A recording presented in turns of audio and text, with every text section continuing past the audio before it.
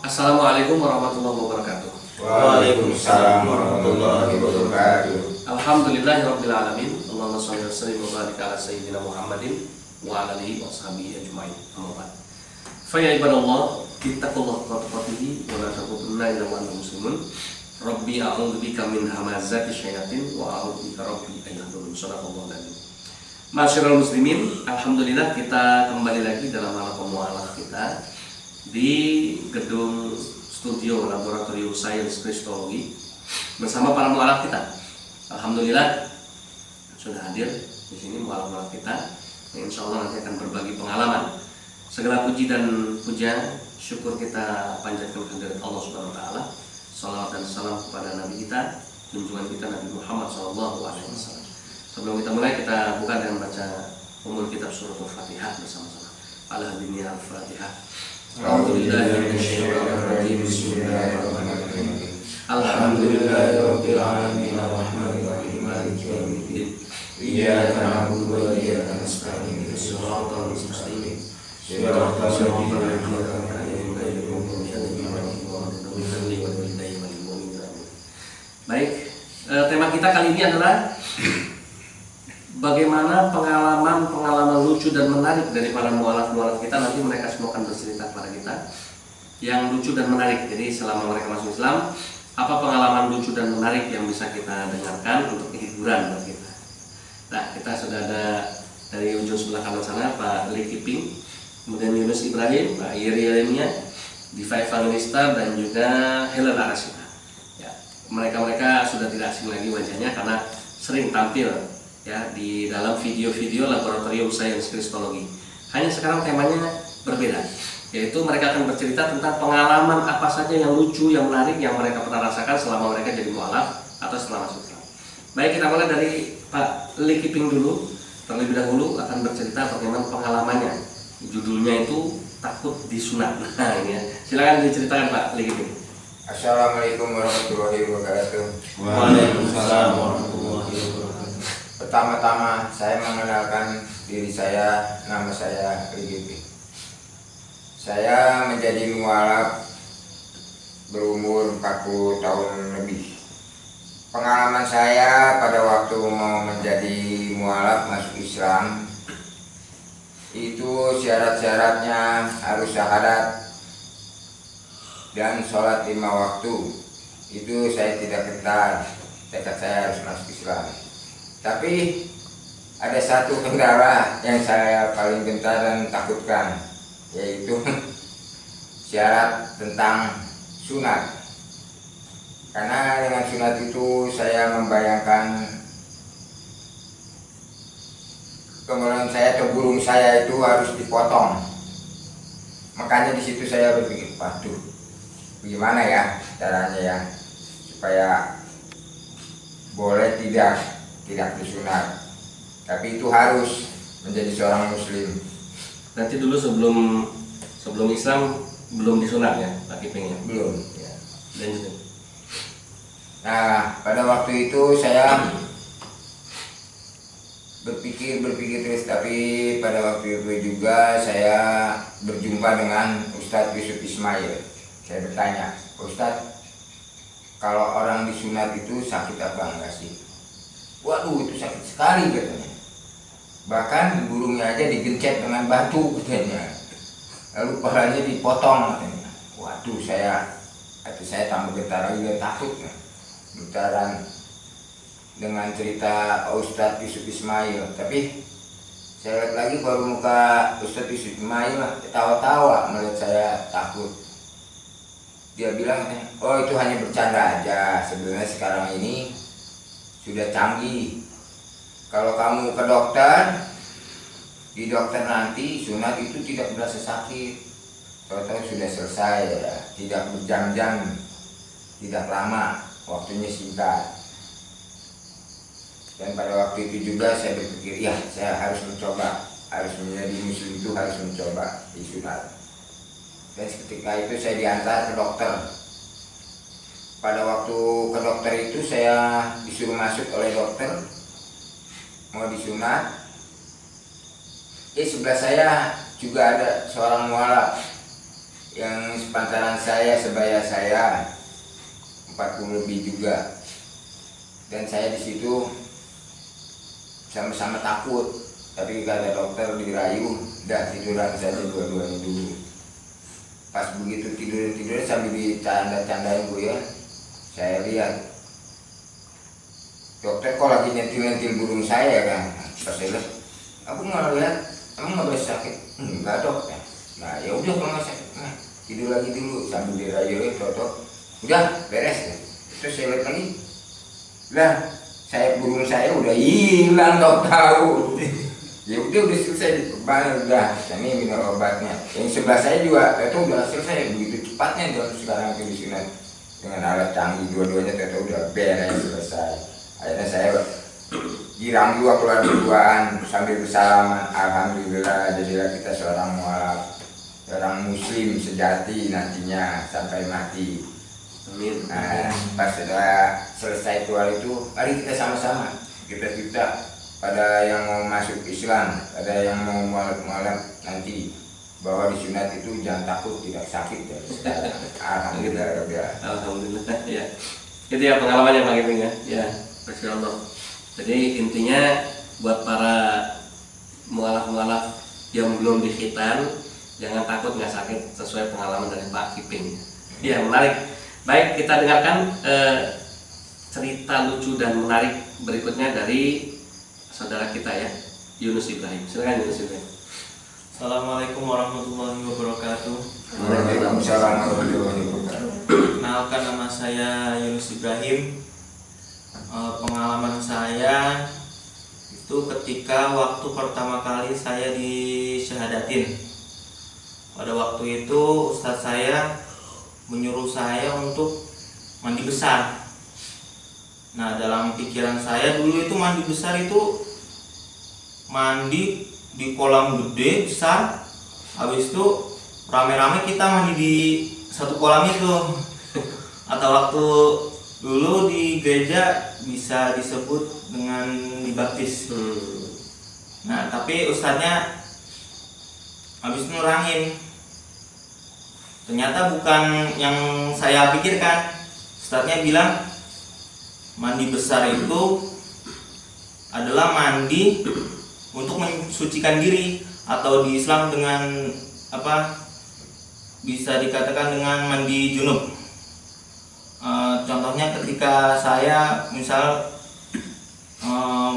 saya mimpi basah.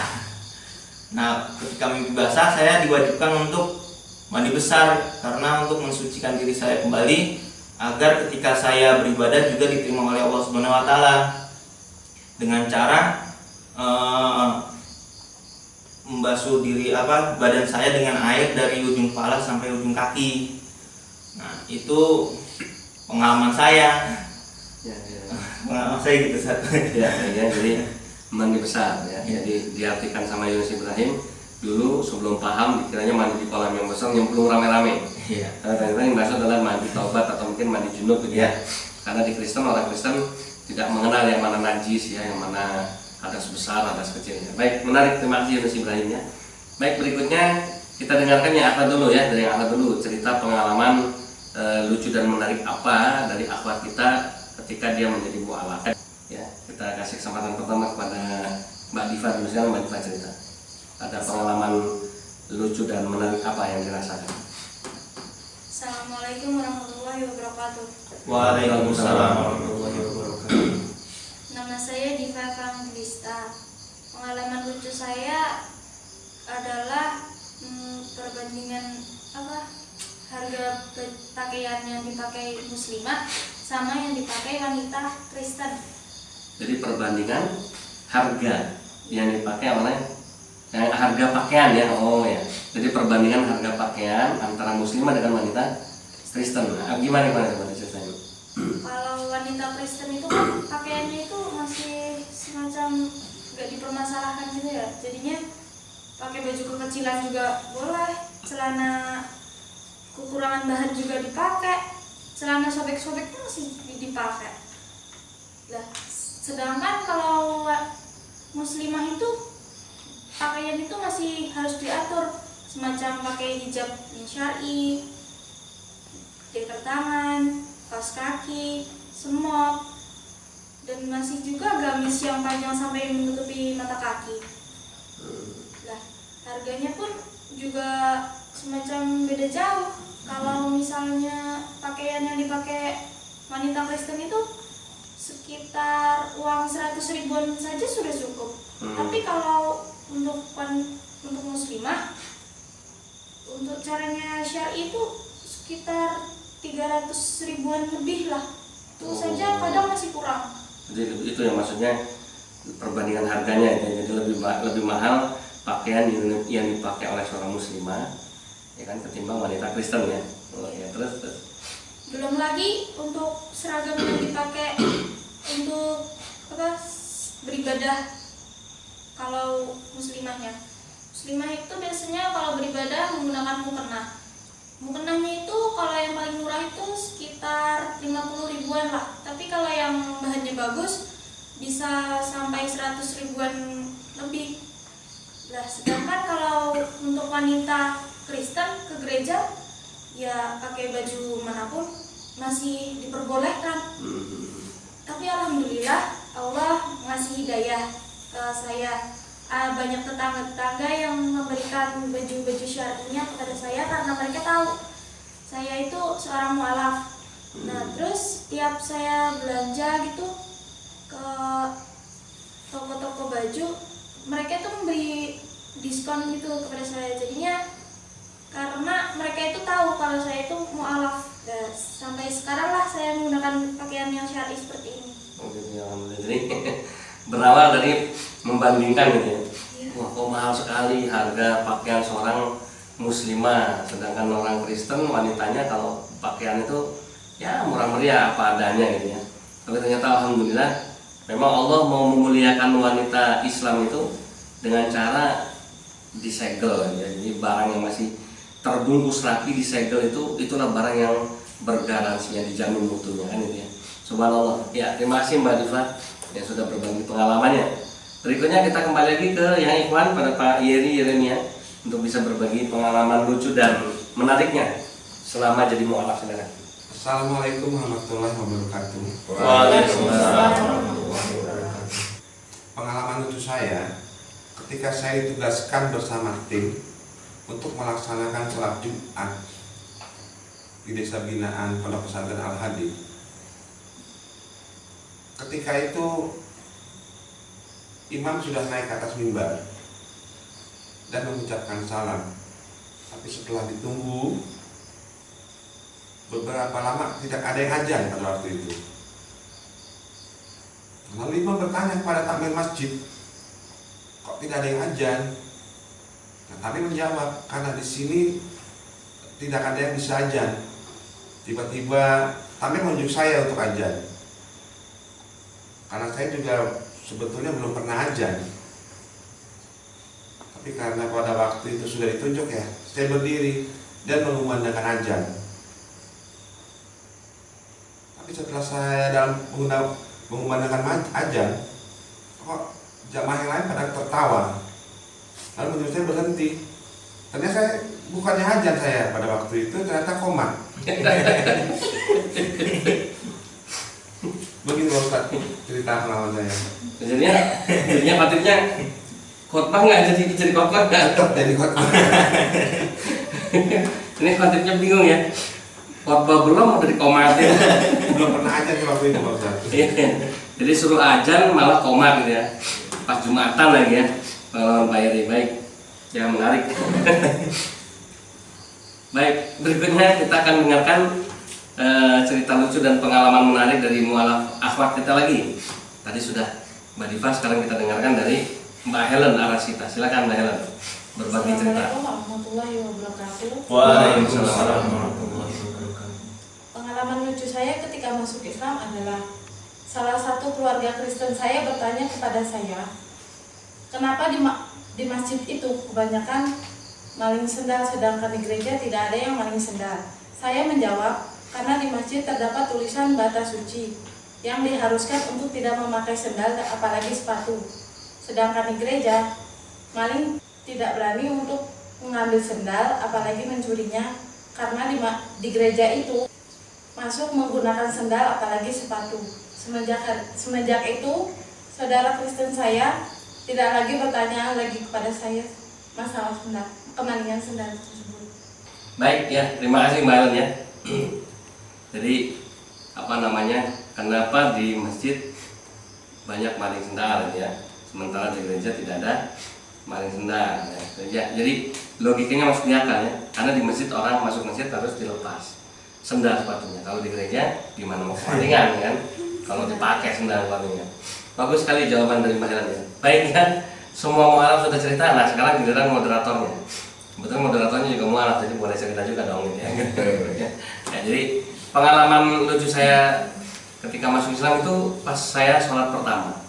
Jadi ketika saya sholat pertama, waktu itu sholat Isya, saya bersama papa saya. Kebetulan papa saya masuk Islam lebih dulu 4 bulan ya. Jadi dia untuk gerakan sholat lebih hafal. Nah kemudian saya bincang-bincang sama papa saya supaya saya ada pembekalan sebelum sholat. Setelah dibekali sholat itu caranya begini ini, ada pesan papa saya satu, yaitu nanti kalau dicolek jangan berdiri tapi duduk. Cuma itu aja Pak. Iya. Yang lain pesannya simpel. Pokoknya sholat itu ngikutin gerakan imam sama kanan kirinya. Ya, jadi ngikutin aja. Yang penting kalau dicolek duduk jangan berdiri. Dan saya harus posisinya harus ada di sebelah kanan papa saya. Baik, sudah. Waktu itu kita berangkat ke musola. Kemudian setelah azan berkumandang, kita sampai di musola, menunggu waktu sholat, qomat, kemudian mulai sholat. Allahu Akbar. Saya pun ikutan ya, Allahu Akbar semua, kanan kiri saya semua takbir, Allahu Akbar. Nggak lama imam mengumandangkan Al-Fatihah, baca surat, kemudian ruku, saya ikut ruku, tidak, saya ikut tidak, sujud, saya ikut sujud, kemudian duduk di antara dua sujud, saya ikut lagi, sujud lagi, saya masih ikut-ikutan, kemudian duduk tumanina, berdiri, rakaat kedua. Ya, waktu itu saya masih gampang, karena sholat itu tinggal mengikuti yang lain. Ya. Nah, rakaat kedua tiba setelah selesai baca Fatihah, selesai baca ayat, imam ruku, Allahu Akbar, saya ikut ruku. Kemudian imam tidak, saya ikut tidak. Imam sujud, saya ikut sujud. Ya, kemudian imam duduk, saya dan makmum yang lain juga ikut duduk. Sujud lagi untuk tasyahud awal ya. Kemudian saya dicolek sama bapak saya. Nah, ingat pesan di rumah, kalau dicolek tandanya suruh duduk, jangan berdiri ya. Akhirnya begitu selesai sujud, duduk tahiyat awal, benar semuanya duduk, nggak ada yang berdiri.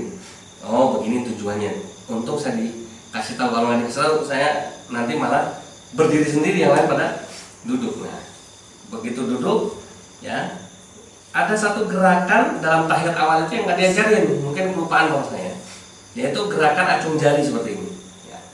Nah pas acung jari ini saya lihat papa saya kok tangannya begini telunjuknya ya, saya lihat sebelahnya lagi semua sama, sebelah kirinya semua sama begini acung jari ya, maka saya ikutan acung jari gini. Tapi begitu saya nengok sebelah kanan, nih beda, yang kanan saya goyang-goyang begini ya, sementara yang sebelah sini diem begini, yang sebelah kanan goyang-goyang. Jadi saya bingung nih mau ikut yang mana. Yang sebelah kiri diem, yang sebelah kanan goyang-goyang dul gini ya. Akhirnya karena saya nggak tahu, saya juga bingung ya, saya ikutin gerakan kombinasi saja. Nanti diem, nanti goyang-goyang, nanti diem goyang-goyang sambil mainan jari gini. Ternyata di Islam dalam sholat itu ada gerakan senam jari gitu. Ini pengalaman cerita lucu saya ya. Tapi alhamdulillah seiring berjalannya waktu, kemudian belajar jadi paham kenapa sholat harus acung jari seperti ini. Kenapa ada yang diem, kenapa ada yang goyang ya. Ternyata itu bagian daripada fikih kita ya, yang berbeda-beda tapi tetap sama intinya. Itulah cerita pengalaman lucu saya pribadi. Baik, ayyuhallazina rahimakumullah, ma'asyiral muslimin yang dimuliakan oleh Allah Subhanahu wa taala. Sudah kita dengarkan sama-sama tadi semua cerita-cerita seru, lucu, menarik dari para mualaf-mualaf kita ketika masuk Islam. Satu hikmahnya, bersyukurlah antum yang jadi Islam dari lahir. Kenapa? Barangkali antum yang Islam dari lahir nggak perlu mengalami cerita-cerita seperti ini. Kenapa? Karena udah dari lahir jadi Islam. Nah, kita yang jadi mualaf ini, yang jadi Islamnya terlambat, tapi alhamdulillah tidak ada kata terlambat ya. Lebih baik terlambat daripada tidak sama sekali. Daripada mati dalam keadaan kafir, lebih baik alhamdulillah kita mati dalam keadaan Islam ya. Baik, demikian yang bisa kami sampaikan. Kita tutup dengan baca doa penutup majelis. Subhanakallahumma wa bihamdika Asyhadu an la ilaha illa anta astaghfiruka wa atubu ilaik. Yang benar datangnya dari Allah, yang salah datang dari kita semua sebagai manusia yang khilaf dan banyak dosanya. Da'wahum fiha subhanakallahumma wa tahiyyatuhum fiha salamun wa akhiru da'wahum alhamdulillahirabbil alamin. Wassalamualaikum warahmatullahi wabarakatuh. Waalaikumsalam warahmatullahi wabarakatuh.